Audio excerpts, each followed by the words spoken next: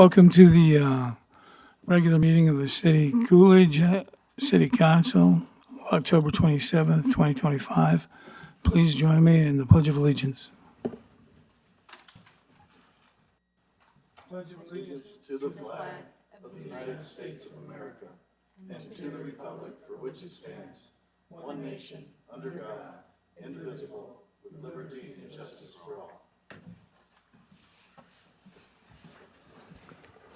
Norma, would you call the roll, please? Yes, Mayor. Councilmember Tom Bagnall. Present. Councilmember Audrey Saavedra. Here. Councilmember Steve Hudson. Mayor John Thompson. Here. Councilmember Ian Gillespie. Here. Vice Mayor Tatiana Murrieta. Here. And Councilmember Tom Shope. We have a quorum, Mayor. Thank you, Norma. Okay, item number 3 is the monthly report by the Coolidge Chamber of Commerce. Lynn? Good evening. Good evening, Mayor, Vice Mayor, and Council. For August, our reinvestments were Adobe, Arizona at Work, Pinal County, BCBSAZ Health Choice, Casa Palomino Mexican Restaurant, Community Action, Cara, Graduation Solutions, Hermanas Cafe, J. Warren Flowers, Max Air Conditioning and Heating, Norris Management, Oakwood Homes, Palm Lane Properties, and Walton Orthodontics. Three new members for August. Now, this is a Spanish name, so I'm going to try. English de Dios Pentecostal. It's a church in town. Robles Boxing and Fitness Club, Win Aviation. Our visitor counts for August are 276 for local, 2 in-state, 2 out-of-state, 2 foreign. We did 3,993 referrals. Year-to-date visitors is 2,378. Casa Grande Ruins for the month of August is 2,917. Year-to-date is 70,308. And as you know, with the shutdown, it's the federal shutdown, they're closed right now. Pinal Geology Museum, 54 visitors in August. Year-to-date, 1,417. DAV Museum, 26. Year-to-date is 392. October has been a busy month for all of us. I know we had the Mexican Baseball Fiesta out at CAC, which was a great event. I think we sold about 100 tickets.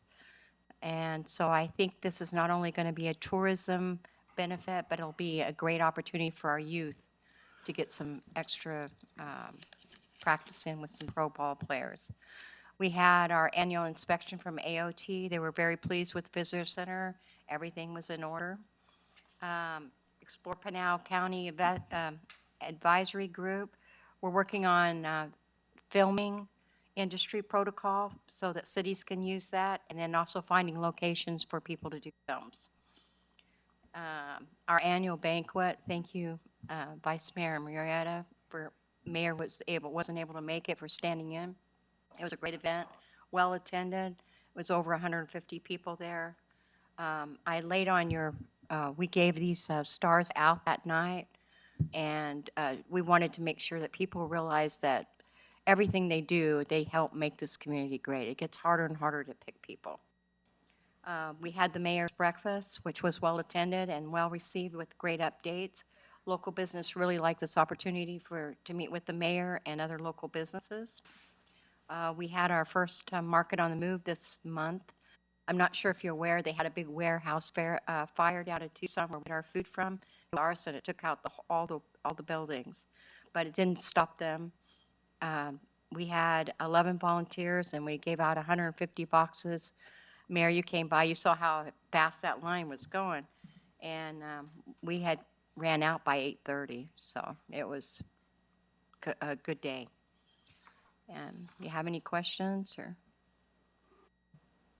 No? Oh, I didn't tell you about some upcoming events. Walmart gas station, we're having the official ribbon cutting tomorrow at 10 a.m. The coffee shop on the boulevard, the one next to Subway, is opening up Friday. We're going to have a grand opening at 9 a.m. on that. The great thing about this coffee shop, it's not only going to just be a coffee shop, it's going to be a destination in the way they set it up with the garden and other things that's going to go on there. So we're really excited about that. Exceptional Community Hospital in Eloy, October 30th. City's Haunted Gym, October 29th through the 31st. The City of Coolidge Halloween Carnival, October 31st. Airport Fly-In, November 1st, and Cool Town Market Night, November 1st. 2025 CAC Foundation Golf Outing on November 6th, and then we'll have the November 8th, we'll have the Veterans Parade. And for more information, you can go to the Chamber website. Thank you. Thank you. Okay, we'll move into call the public. Norma? Yes, Mayor. Our first speaker is Gussie Taylor.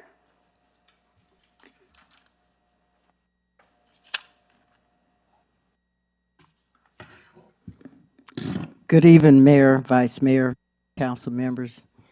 I'm Gussie Taylor, 529 West Verde Lane, Coolidge, Arizona. First, I want to thank you on behalf of New Hope Community Church. Thanks for the New Hope Day, the resolution in celebration of their 30 years. On Saturday night, our guest speaker was Pastor Anthony Edwards. He's one of the Casa Grande City Council members.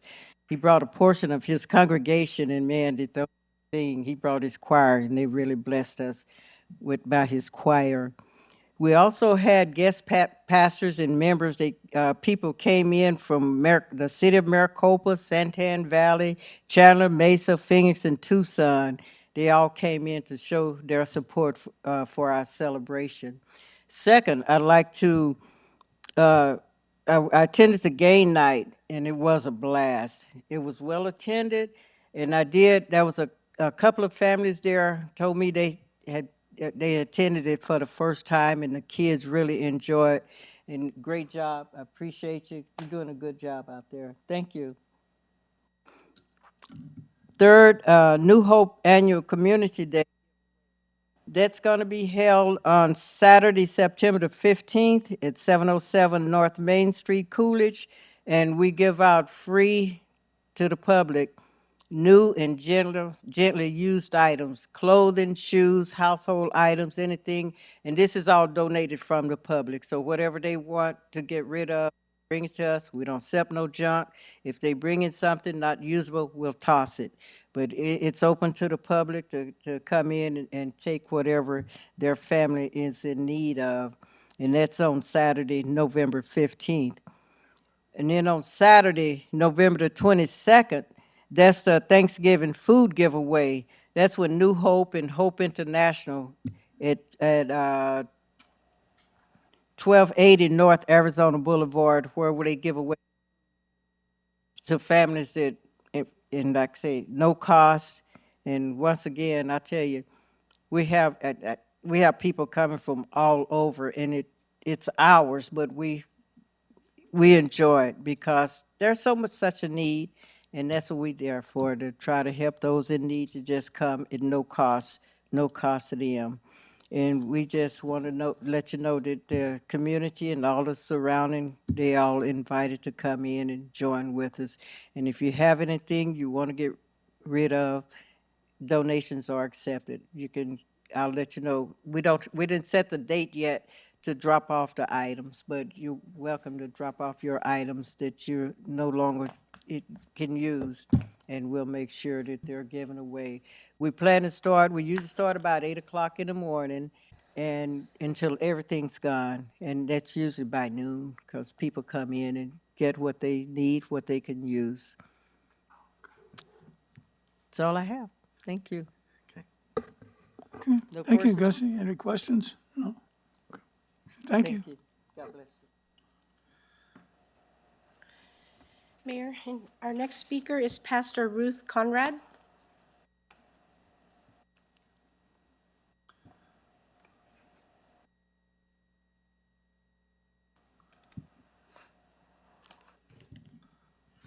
Good evening, Mayor and City Council members. city manager, attorney.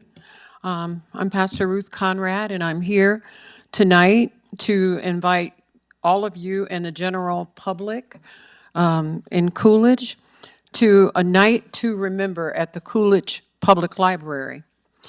This night is to focus on the missing Indigenous and people of color, the silent crisis that's going on right here in our community, in our state, and across the nation.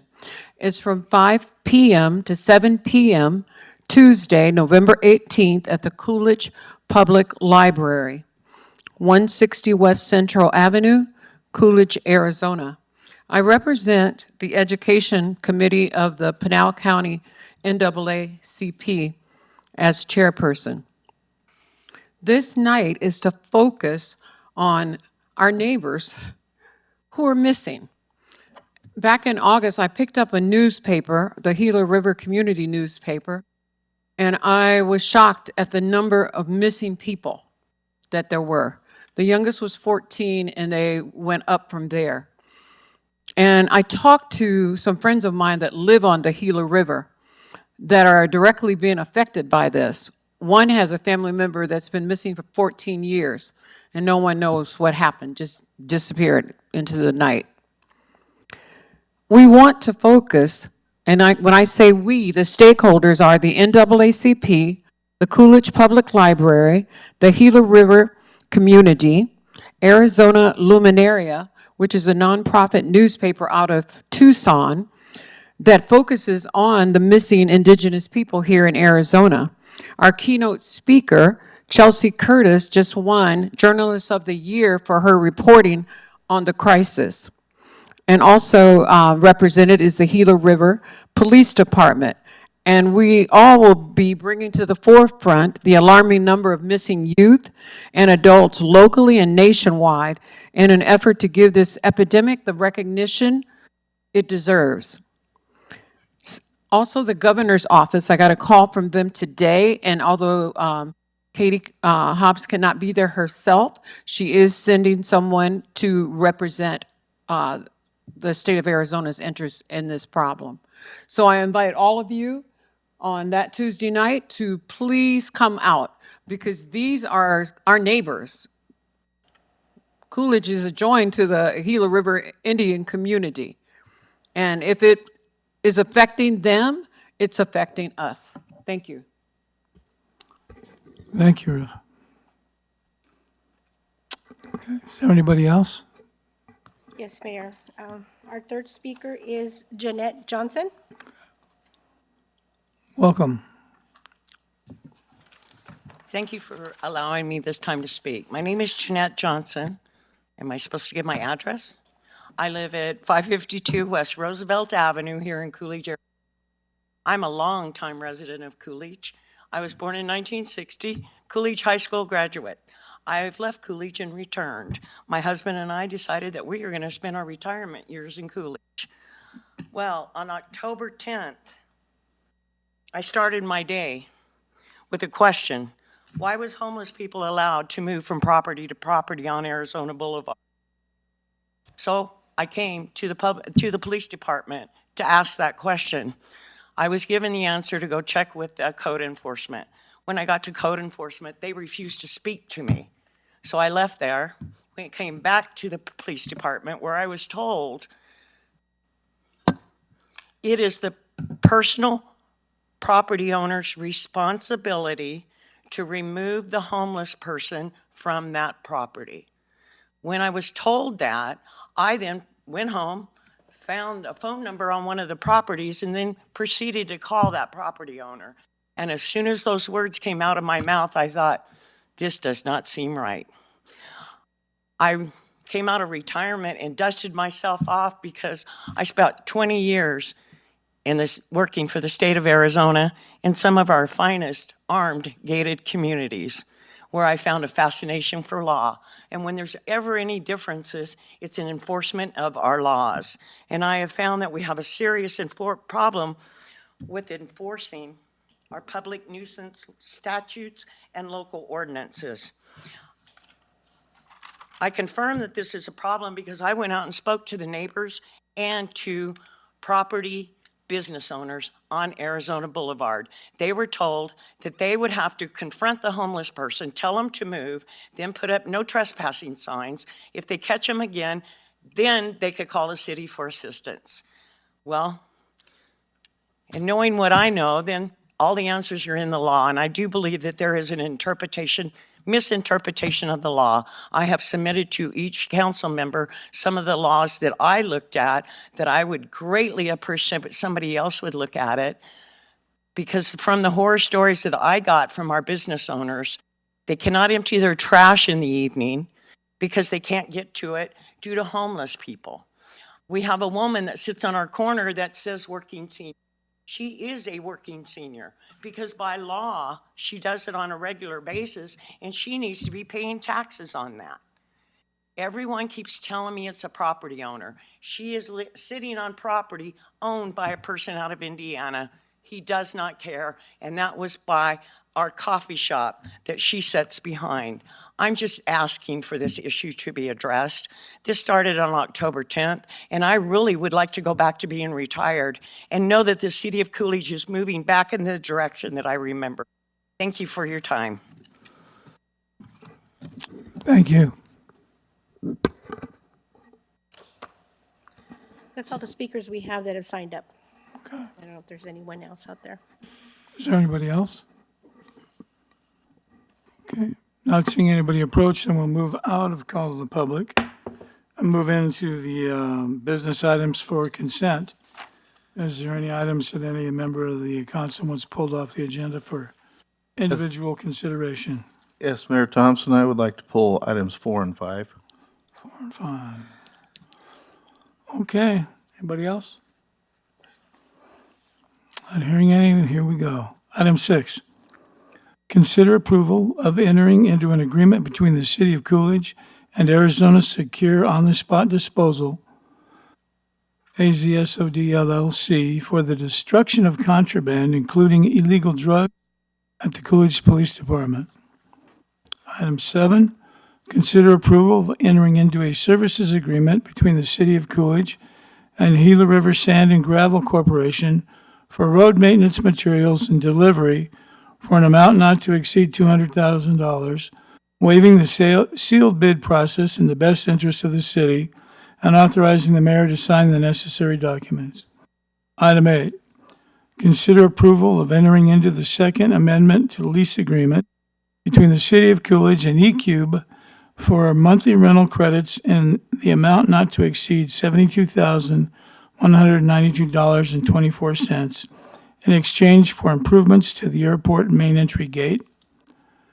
Item 9, resolution number 25-24, a resolution of the mayor and the city council of the city of Coolidge, Arizona, authorizing the submission of an application to the Arizona Department of Transportation for Section 5339 Rural Transit Funding, and authorizing all actions necessary to implement and complete the activities outlined in said application.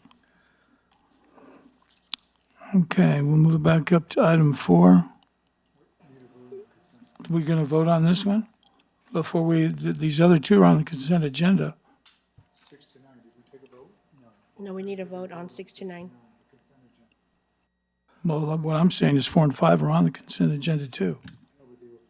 Okay. All right, well, that's why I needed the clarification. Okay. Then, well, normally then you'll need to, so there's a resolution on there. Well, I need a motion to do items 6, 7, 8, and 9. Mayor Thompson, I move to approve items 6, 7, 8, and 9 of the consent agenda as read. Well, to vote on them. Yeah, and then we need a Okay. second. Is there a second? Okay, Norma. Okay. All right. Let's see. Councilmember Gillespie. Yes. Vice Mayor Murieta. Yes. Councilmember Bagnell. Yes. Councilmember Saavedra. Yes. And Mayor Thompson. Yes. Thank you. So can we do 4 and 5 together? We have to do them separately? Separate. Or is there separately? Okay. Consider approval of entering into a cooperative purchasing agreement between the city of Coolidge and Fonroche Lighting America to add solar lighting to North Park for an amount not to exceed $29,958, utilizing a intergovernmental cooperative purchasing agreement between the League of Oregon Cities, LLC, and National Purchasing Partners and N.gov, authorizing the mayor to sign the necessary documents. Ricky? All right, good evening, Mayor, Vice Mayor, and Council. Happy to be here tonight. So just a quick background. We did have lights at North Park, or as a lot of us, people that have lived here for some time, called the old Little League Park. Due to safety concerns, those were taken down 5 or 6 years ago by ED2 came and took them down for us at no cost. However, this would be a solution to replacing those lights and having sort of an extra place for a practice facility or games to be played. And I'm happy to answer any questions. Yeah, Mayor Thompson, if I could, I just wanted to say, first off, I think this is a terrific idea, putting in the solar lights down there and everything, because it eliminates having to, put electrical wires and poles and everything, and, connecting them and everything. So I think it's a great thing, and in reading through the proposal, I mean, we got an 8-year warranty on these Yes, things, yes. and I mean, it just seems like a very good deal. My only concern with it is that the total height of the poles are 25 feet. 4 feet of it goes into the ground, Right. and then we have the solar collector on the top, then we drop down where the light is. Right. So that's getting kind of low as opposed to Yeah. when you normally have stadium lights on Right. a ball field or something. Correct. So these lights aren't designed to where we would play, games like we do out at the sports complex. It's more, they're suitable for practice and in addition to practice. So the way they work is we could set them to 90 or 100% from the time it gets dark until 10 o'clock when most of our parks close, and they would automatically reduce to 20%, which would just be for security lighting of the park. But to your point, they will be lower than a normal stadium light, but this will be used mostly for practice. And my hope is that this works out the way we want it to. Council likes the way it turns out, and we would add this type of lighting to some other areas, some other parks that are in need of some lighting. I don't think I'm obviously I don't work for the police department, but lighting does deter vandalism and some nefarious things. So to us, it's killing two birds with one stone, giving another practice field and adding some security lights to a park that probably needs it. Right, and I think they would really be a lot better when it came to basketball courts and things like that. Right.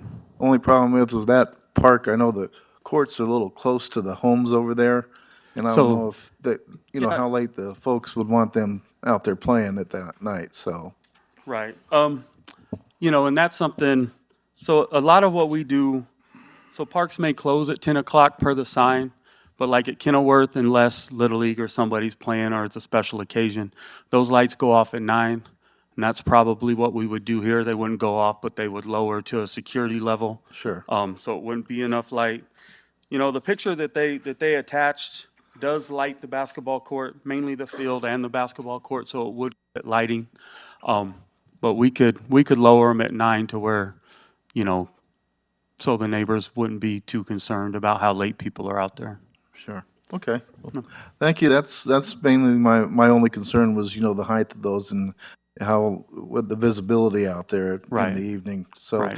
and when you're talking a lot it's probably gonna be younger kids since it's a smaller ball field. Yeah, so that field is utilized by 7 and 8-year-olds and 9 and 10-year-olds. Then the older kids, it's not a big enough field, so the older kids are the ones that practice out at Kenilworth Sports Complex. Sure. Okay, thank you. Back when Ricky first started at Parks and Rec, I used to coach football and soccer out there, and it was mainly the really little guys. Right. And a lot of the same people live there now that lived there then. And they didn't have any problems at that time. Of course, they're quite a bit older now. They may now have problems, but it was nice having that extra field. Yeah. And we're running out of room pretty Yeah, fast. and I think given the neighbors that I don't speak to everyone that lives around the park, but the few I do speak to or that call in about certain things would be happy with some security lighting at night. One other thing, so the cost of the lights is just under 30,000, and what about installation? Who's gonna do that? Is that gonna be done So there's in-house or? So it technically could be done in-house, or we could contract a company. They have a company that works with them that already has an agreement. I believe I'd have to go back and look at it, but it's with the city of Casa Grande and maybe the county. But so we would have to decide at that point whether we wanted to try to do it ourselves. When I say ourselves, that would be Public Works, but or if we want to contract a roughly $8,500 to $9,000 for a company to do it for. Well, I think if you went with the company that did it first and then made sure that Public Works is there to watch it, then if And we then if we decide do it to in the do later future, on- yeah. I mean, I'm might not going to do it. sign Ben up for doing stuff, but but yeah. So my recommendation, and we may have to come back and get your approval. I'll have to double check on the numbers. But would be to allow the company that does work with them and do this regularly to at least do this first one. And if we move forward, maybe we can do some, maybe we can. Okay, thank you. Yep. All right, if I could then, Mayor, I'd like to go ahead and make a motion that we approve item number 5 of item number 4 of the consent agenda as read. Is there a second? Okay, motion and second. All in favor? Aye. Aye. Opposed? Okay, that carries. Item 5, consider approval of entering into a cooperative purchasing agreement between the City of Coolidge and Ellison Mills Construction for earthwork for Phase 1 of the Regional Park Project for an amount not to exceed $1,998,810.53, authorizing the mayor to sign the necessary documents. Okay. Good evening, Mayor and Council. Yeah, so this would be for the earthwork to Phase 1, utilizing impact fee funds to do that, which essentially would just get the ground ready for us to start putting in amenities as we could afford them. We do have a grant for a dog park. Working on a grant, Ben is through Public Works for a walking trail that's looking promising, as well as we'll be asking to apply for a $1.5 million grant through state parks, which is actually funded through federal parks, and that's all on hold right now, so I guess we don't need to rush to hit submit on that. But this would be doing all the earthwork to prepare ourselves to put in amenities to Phase 1 as we could afford to do so. Okay, all right, just a few questions. First, so this is gonna be the earthwork for Phase 1, correct? Yes, sir. Okay, and what's the total acreage of what the park is going to be when we accept out the archery and we accept out the commercial parcel? We have how many acres? Roughly, I believe it was 66 acres. Okay, so then Phase 1 is how many acres? Just shy of 10. Just shy of 10?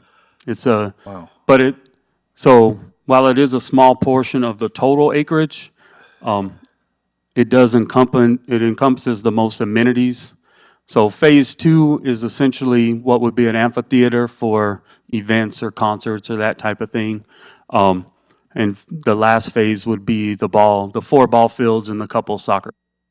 So Phase 1 is the one that would encompass playground, pickleball, basketball, splash pad, dog park, walking trail, things like that.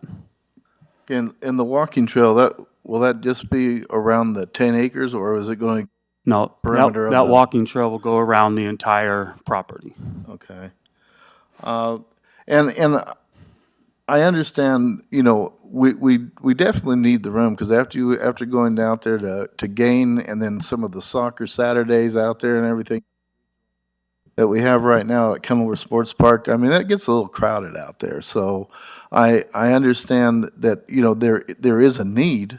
Right. And the only thing, you know, I want to be sure that, you know, once we go ahead and we start adding these amenities out there, that that we can maintain them with this current staff we have, or if we have to bring on new, or what do you foresee as far as that goes? So I believe when we first started talking about this a couple years ago, essentially we talked about the acreage in which the staff we have now has to take care of is roughly just shy of 100.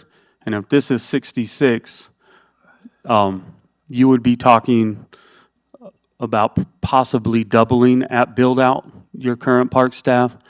I would say when phase one is completed, we would have to add 2 people to the park staff that their sole job would be to be at this park and take care of it and make sure trash is picked up. And I mean, it's no secret for any city department that we can get behind with everything, you know, that they're responsible for. So no, we cannot start putting stuff in and then maintain the staffing levels we have currently. We would have to add to that, in my opinion. Okay. Yeah, and one of the other things I was thinking about is, you know, it might be worthwhile because we don't know the status, as you said, of any kind of grants or anything with the government shutdown. And I mean, it would be great if we could, you know, they came back and they said, hey, you know, we're gonna give you a $25 million grant. We can get the whole thing done. But the likelihood of government ever above us ever getting to that point, I hope it happens, but I don't know if it will. But what I was thinking we might want to look to do is maybe going ahead and having a study session, council, Parks and Rec staff, as well as the Parks and Rec board, and maybe sit down and kick some things around and give some alternatives, because, you know, there's always, you know, we could always go out to the community and ask them, you know, say, hey, do you guys, you want to float a bond, but we also want to look at what we're talking about, what we currently have in bonding capacities with anything that we have out there. So anyway, just wanted to throw it out there. And one of the things about it is if you go ahead and we get that property, you know, up and we get the utilities out there and everything, and we start having more traffic coming in and out there with the activities, that commercial corner is going to be worth a lot more money because there's going to be a lot more traffic out there. So it could help us to increase the value of that property as well. And then if we do decide to go in a bonding direction, you know, they keep talking about the interest rates are going to be coming down and everything else. So, I mean, if we start, I'm just saying, if we start the conversation now, then maybe, you know, if that does happen and the interest rates are down enough, and, you know, at least we're that much further ahead and into the planning process of it, if we wanted to go out and pitch it to the community and ask them if they want to go ahead and float a bond on it, so. So, yeah, I mean, I think that's a great idea. We did that when we, as part of the process, is building up to bond for the swimming pool, which I believe was a 20-year bond. However, looks like it's going to be paid off in about half that amount of time. I don't know exactly. I could ask finance. They have a better idea of that, which means we're only about 4 years away from that being done, if that's the case. So we did real well on that bond. However, I mean, that's a smaller bond than we'd be asking for, Sure. you know, for the park. But as far as sitting down with staff and advisory board and council and kicking it around, I mean, I'd be all for that. So, okay. That's all I have. Thank you. All right, thank you. I would say that there's a lot of things to consider. We're right now, how many weeks away are we from them putting the lines, the electric in, going to the well that we're going to be utilizing out there, Ben, for the irrigation or for the water, for the non-domestic water? I just confirmed with DD2 today that everything's been paid and they're ready to go. They haven't given me a scheduled date, but once they do, they said it'd take 2 to 3 weeks to install the lines as well. So if I get on the schedule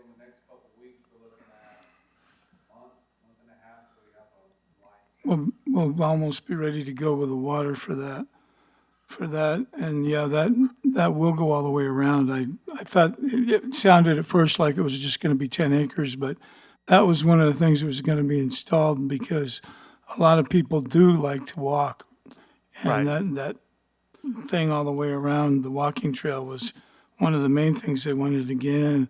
Also, we've got all those apartments coming in to the immediate south of this facility too. There's a big apartment complex coming in over there. If you remember, across from the gym. Yeah, and then obviously the neighborhood Heartland and Heartland 2 that are across the Coolidge Avenue. And I believe I spoke to this way back when we first started talking about this. One of my concerns, or something I would really advocate for, would be some sort of pedestrian crosswalk that goes from that neighborhood to the park once we start building. Kids aren't going to walk to the corner and cross the street. And there's 4 lanes of traffic of people traveling sometimes at high speed. So that's another thing to keep in the back of our mind that we may want to do once we start building this, and obviously that adds to the cost. Well, there may be more than one. Right. I mean, so those are things we'll all have to look at, but we gotta find somebody that's gonna do the dirt work, I guess, and This is the get a first, good this price. has to be done before anything else can be Yeah. done. And given that we're dealing with impact fees and not asking for any capital improvement money, these are the kind of things, if you don't spend, we start writing checks back to the developers after a certain amount of time. We don't want to do that. I know there's been a lot of conversation between us and some of the companies that are a part of Coolidge and are wanting to become part of Coolidge now on how they want to help become part of Coolidge, if they're sincere, maybe by contributing something to the city. Yeah, that'd be nice. I don't mind naming ramadas and playgrounds after companies if So they want to. I think the council will probably see some different types of things in some of these agreements when they start to roll around. So I think that you'll see some of those things happening. Right. Those conversations are happening now,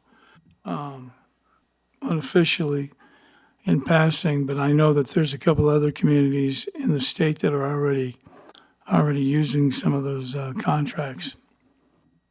So what do we need? We need to get a motion. Is there anybody else?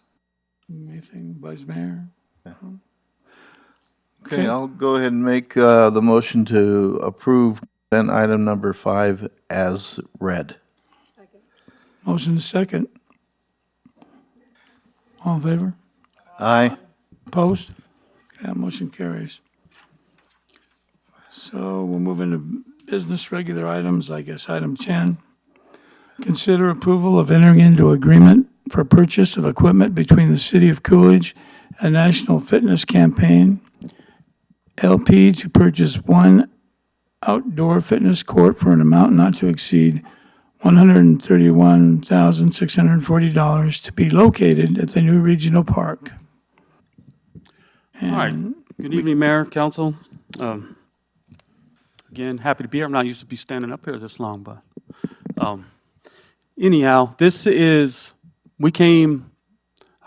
probably been a while since we initially came and talked about this, and we kind of put it on the back burner that first night, a year and a half, 2 years ago, whatever it was. Came back this summer for a resolution which didn't commit you guys to any funding or paying for anything at the time. It was just part of the step for us to move forward to get essentially the $50,000 grant or discount on the equipment. At that time, we told you we'd come back in September for whether you guys wanted to approve that or not. We were just waiting to hear if we received a grant that we applied for the equipment. We didn't come in September because we were still waiting to hear on the grant. That's why we're here now. We did not get the grant. So if we did want to move forward with purchasing this equipment, it would come out of impact fees. However, given the approval of the earthwork, We would fall a little short on impact fees. The finance director said that by the time everything was paid, we would probably have that money in impact fees if you guys approved. If not, we would have to pay ourselves back as the money came in. And that's about a $68,000 shortfall if you approve this tonight. In addition to the equipment, we would have to get a concrete pad put in and insulation, and in my opinion, a shade structure. So the 131 you see before you is for the equipment from the company, and we would incur additional costs moving forward to install it. But at this time, it's, like I said, we didn't get the grant, so we're here to ask whether you guys want to spend the remainder of our impact fees and then commit some future impact fees to the fitness court that would go in as part of phase one.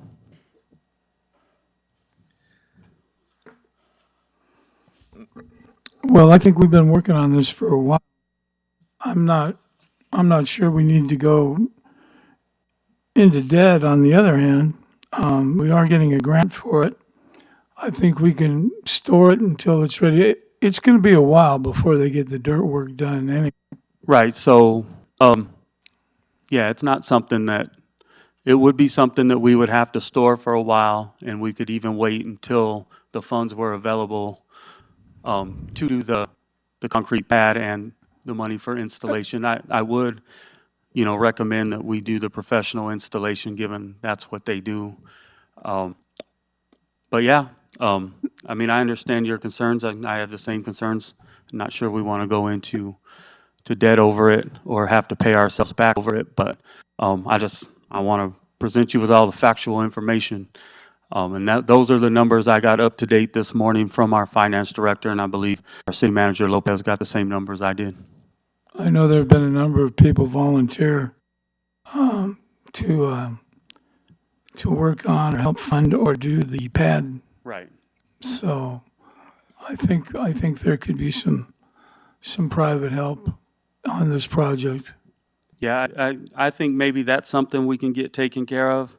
The installation's about $35,000 on top of the price tag, as well as, I mean, we paid, what was it, $68,000 for the giant shade over the concrete slab at San Carlos Park. This would obviously be significantly smaller, but I would guess between $25,000 and $30,000 if we wanted to add shade, which I would recommend over the fitness court.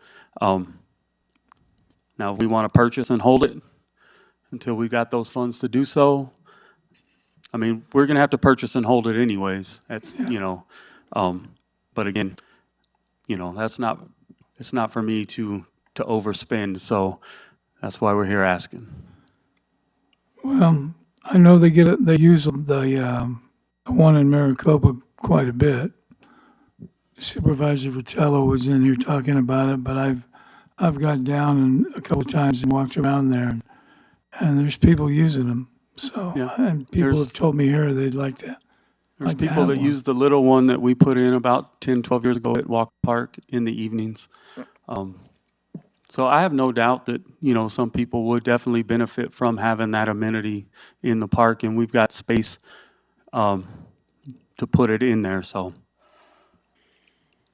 So Mayor, just gonna add, once Ellison Mill starts working, we'll make sure they do that area first. So then we can look at getting a contractor maybe volunteering to work, and then with us buying the concrete, we do it to the specs that they provide for us, because they give us specs on how to put it in, and just kind of rebar to use, the size. And I know Ben's crew did a great job building a pad over there at their yard, so they've already shown they can do it. But we don't have to use that. I mean, we can do it ourselves, or hire somebody. But I think there's an opportunity to get some volunteerism into this portion of it. yeah, I mean, we'll still get the grant money, and then we'll purchase it and let it sit there for a while. That dirt work's going to take a while. So Okay. Yeah. Yeah, Mayor Thompson, just a few comments. I went back and I looked, and when we originally looked at this back on July 8th at 4, we were looking at two courts. They were going to give us a $100,000 grant, and then the two courts would cost us $318,130, which comes out to $159,065 per facility. So then, when this was brought up to us on March 24th, it said that that the grant would be, single facility. The grant would be 50,000, and that we would have to match 175,500 for one outdoor fitness court, and now it's down to 131,640, plus the 40,000 for the concrete, and then the 34,500 for the installation. And so, and I agree with Mr. LaPaya, if we're going to do this, we need to have a canopy on that thing, because we aren't going to get the use out of it during the summer months if we don't have a canopy on it, because people just aren't going to go out there, because we all lived here long enough, we all know what the weather is here. So, and then if it's council's decision to go ahead and move forward with this, I know that the one side kind of has a wall to it or something, doesn't it? That we position that to where it's on the east side, so that it Yeah. blocks some of that sun, in the evening and everything else coming in. So, and my only other concern about it is, if we're going to go ahead and we're going to get a site ready for it with the earthwork, we're gonna have to do a curb cut out there in order to determine where it's gonna come in, and then are we gonna do an asphalt drive? Because I know that we had talked about that before, where we were talking about, oh, well, we can put in, pack it down and everything else. Well, with our luck, the minute we pack it down, that's when it's gonna really pour down rain, and we're gonna have a mud bog. And I know growing up here, anytime there was a lot of rain and a lot of mud, it was always time to go get your truck and drive it through that. So I think we could have a really good mess on our hands if that were to come about. So, Yes, Councilmember Baglan, we've talked about doing a simple curb cut first to get traffic in, and then later we would do a decel lane and all that. But we would use the plans that we have that were developed and to guide us. And then what we plan to do is use maybe a decomposed granite with a good subbase, and it has stabilizers. It's almost like concrete. Once you mix it up and compact it well, I know Ben's looked at that too, and we've seen it in parks up in the valley. It's cooler. Asphalt collects a lot of heat, so the decomposed granite actually works better as far as in certain parking areas. I mean, we could use the main drives eventually with asphalt if we decide to do that, but I think to start, Ben, we talked about using some other material potentially. And I don't know if you, Yeah, so, City Manager Lopez is correct. We talked more of a quarter minus, stabilized quarter minus, for the driveway initially. And then the main drive eventually becoming asphalt. But you're not wrong. I mean, I have a truck, so you're not wrong. I'm not young anymore, but, Are you that's a admitting to concern. But to driving speak, through there and doing it? that's not me. But to the point of the pricing, so initially, July of '24, and then the last time, we went from, I believe they called it a fitness studio, Yep. which is the higher price tag, which basically adds a pad to if somebody wants to teach aerobics or Zumba or something like that, down to the fitness court, which is just the court with the exercise equipment. So that's what takes that price tag lower, is to not adding whatever they called it, a studio, yeah, to the plans. okay. Yeah, and you're correct, because, I mean, I had also requested, what our impact fees balances were, through the end of the last fiscal year, and then Mr. Garcia had provided that to me, along with what our current balance is, and it's $2,062,000. Right. And if we're doing $1,998,810, that's so basically $2 million. We've got around 63,000 left, and we got a price tag of $131,640 plus the concrete, plus the installation, plus the canopy. Right. So, I mean, so, So yeah, we're just- running kind of short there. Yeah, so just if you approve to purchase the equipment, we'll be short $68,000 on the purchase that we would have to reimburse the city from impact fees from, as well as the installation and the shade canopy, which would be in addition to that 68,000 when the time comes. Now, I don't know what impact fees will roll in and how quickly they'll roll in and where that'll put us. But we would have a shortfall that we would have to pay back essentially to the city from our impact fees, definitely. Right. Yeah, 'cause- and that again is my biggest concern because, you know, right now we're looking at about $143,000 shortfall, and that's not including the canopy. Right. So, you know, and again, I mean, I think it would probably be nice to have it, but again, I don't know, and it's an unknown on when we're gonna have the impact fees. And, you know, if that's gonna pull from something else, you know, that's the question I think we've got to answer here tonight and decide whether or not we want to go. I mean, do you have any estimate on when we might be able to see impact fees that would cover the cost of the remainder of this? I don't know if we went as far as estimating, because we're pretty active on permits right now. We're doing really well, and we collect some, and then we have some larger still projects that aren't done. I think some of the, like Selma Solar will pay impact fees quite a bit, and then, but the houses are treading pretty good right now. With Century Complete's doing a lot behind Safeway, and then we're still getting a lot. D.R. Horton's still doing houses in Heartland 3, and then Cross Creek is still building. So we're seeing impact fees coming in all the time. We just released, I think, where's James? I think we just released 15 more permits.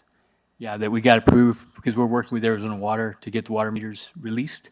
And then once that happens, then we can approve the permit. So it's not just, and then they're working with Arizona Water to get those because they're putting in some more facilities to clean water. So So yeah, I mean, I don't know that we could even guess on that, and I would hate to.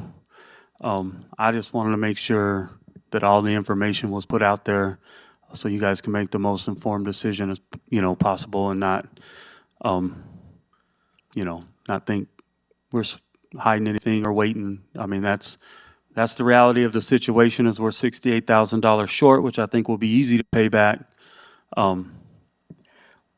well, and I think Mr. Garcia, when I talked to him earlier, he spoke that we'll, you know, the earthwork won't be paid all at one point, you know, at one time, right up front. It'll come in phases, and we'll pay some of that, so it'll give us some money to buy the equipment. As we move forward on the other portions of it, the other phases, then we'll have the impact fees in the account. So he's pretty confident that that'll happen just based on what we're seeing. So, but we can try to get you more exact, but it's more of the trending and how many houses are being. Hopefully, as the interest rate goes down, and you know, houses stay stable, and we keep selling, we're still some of the most affordable housing around. So that's a really plus for our community in some areas. Is this the first part of the park then? Is to set up the cement and then hold the equipment? No, so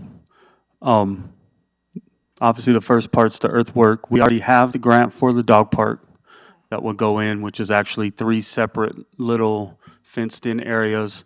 One for large dogs, one for small dogs, and a third one is so you can rotate and do maintenance on one, so you're not just tearing them up or having to close them to fix them. So that money's there.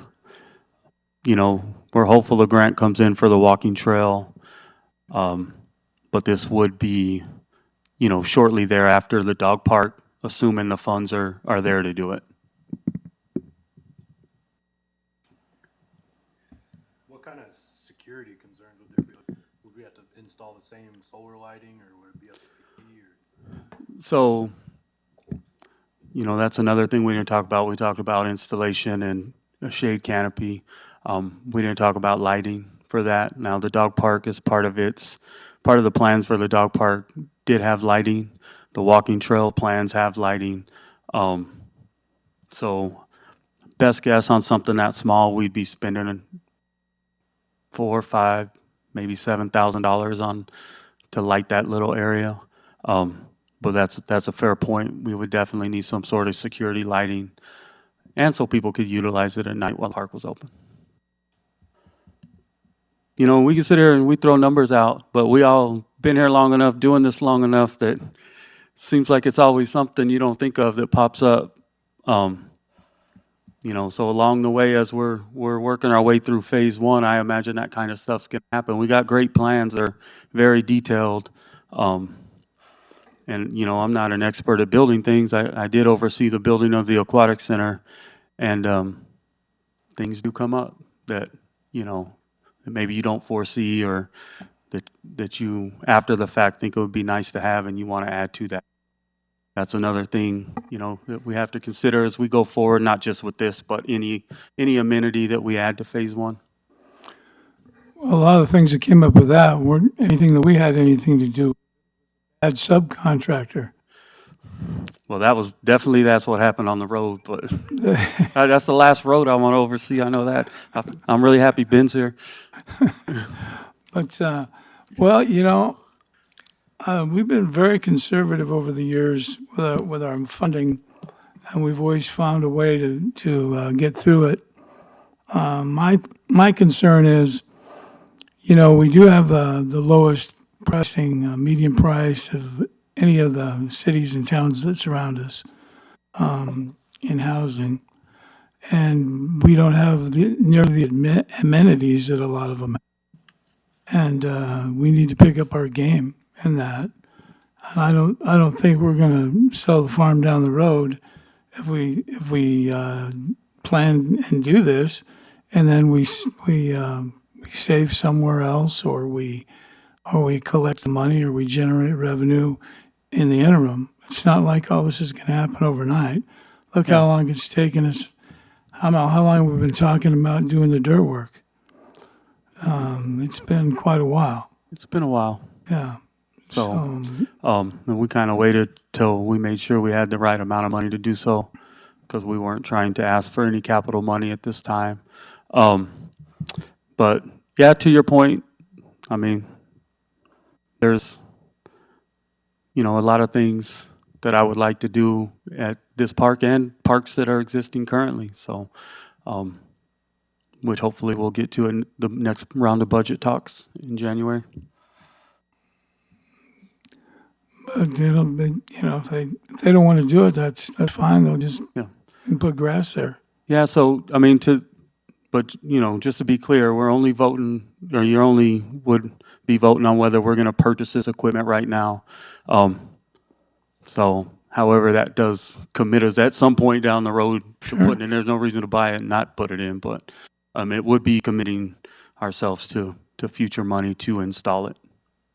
So if we vote no today, can this come back up when we do have the money?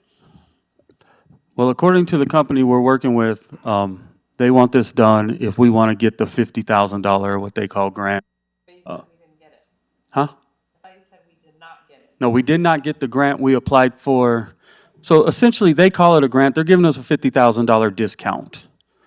We applied for a grant for the 131 we're asking for tonight and did not get that. So I guess if we said no, essentially, I'm sure they'll let us write them a check whenever we want, but they might not give us that $50,000 discount. But it seems like they always give a discount and tell you to hurry up and buy, right? I mean, that's what.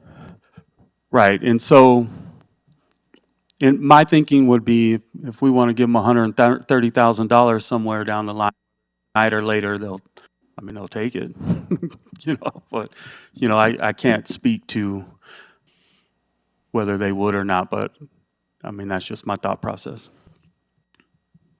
I'm personally not a fan of going into debt for something that we're not ready for.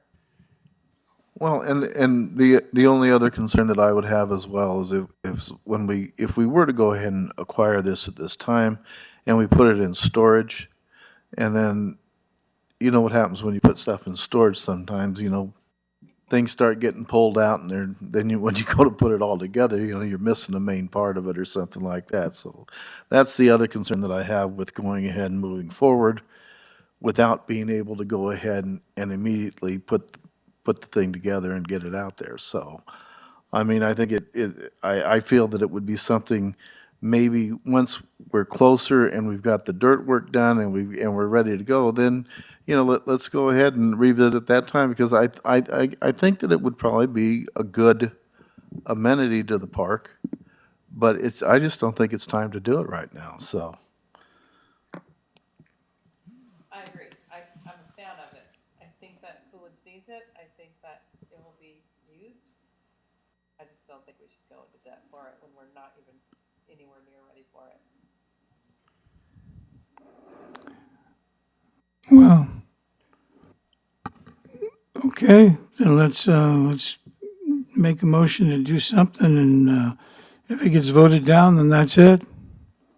At least we won't have to attend all these meetings, Mary. And doesn't sound to me like that the deal's going to be there forever, but it won't matter, Yeah, but I see both sides. I mean, I'm not crazy about, but I mean, if we live that way, we wouldn't have half the stuff we've got. But I can see that we're not going to be ready for it. But I don't think anybody's going to steal any of the parts out of this. I don't know why you would. You never know. Well, I agree, Some but people steal to steal. well, yeah, that's so. true. But I could find something better to steal if I was going to steal. It's gonna be a little, see you hauling this big piece of wood off. I mean, that's gonna be kind of a, You'd have to be hard up to steal that. so. What kind of timeline are you looking? Did get it, when would it be ready to install all that? And that's tough. Ben, how long do you think the dirt work would? 45 days. So, a couple months before the earthwork was done, but then we'd have to come back and you'd have to commit to, the infrastructure portion of it, the concrete and the installation, and whether or not we want to put a shade over it. I mean, it'd be a few, I would guess 4 or 5 months before you would see it in and open.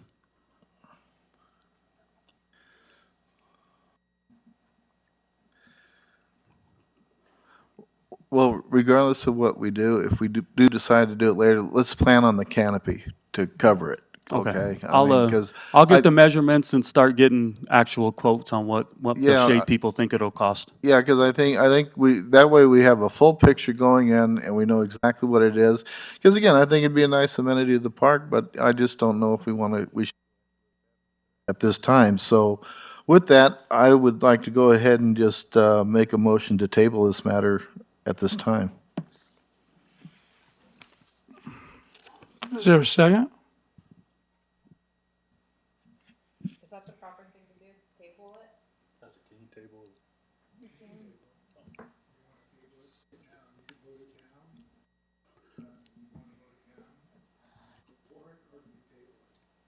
What about what Bagnell was talking about, getting the parks department and everybody together for a study session to do? You could do that too. You could table with direction to come back with all those numbers at a later date.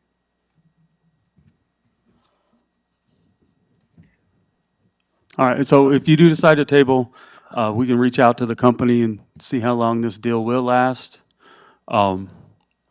We can probably plan a study session for second meeting in November, I'm guessing, Norma? First meeting in December? I know my Parks and Rec board would be on board with. Probably the first meeting in December. I think we have some upcoming study sessions for November. Okay. That gives us time to get a lot of stuff together anyway. Sure. All right, second. Okay, there's a motion and a second to table. All in favor?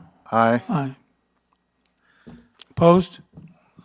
All right, looks like that's what happened. Thank you. You bet. Thanks. Thank you, Ricky.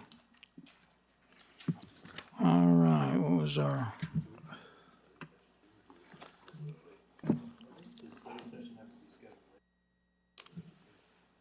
No, I mean, I think the direction from council was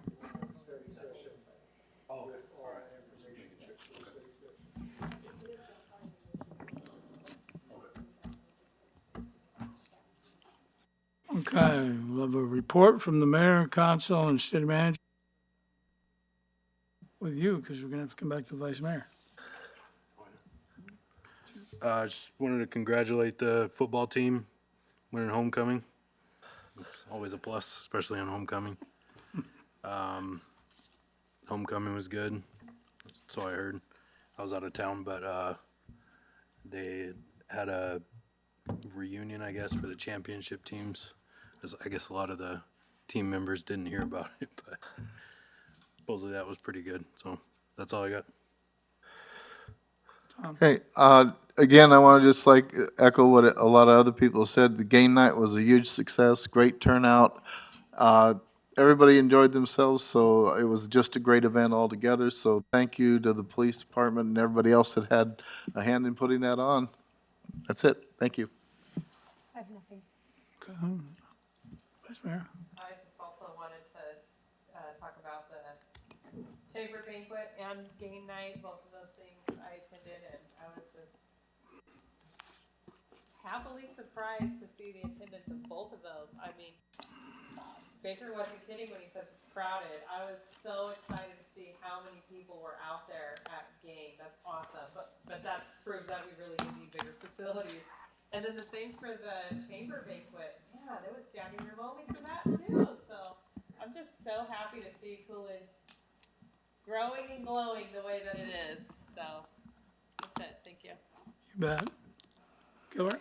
Yeah, Mayor, I would echo that. And I think those events were well. The other one that we had that went pretty well, there was a lot of children, is the Arizona Water Festival called Project Wet by U of A that helped Arizona Water in the city. That was done at the Artisan Village, or what's called the Artisan Village, where those facilities are. And on Tuesday, and there was a lot of buses with fourth graders, and they learned different station sustainability and all those things.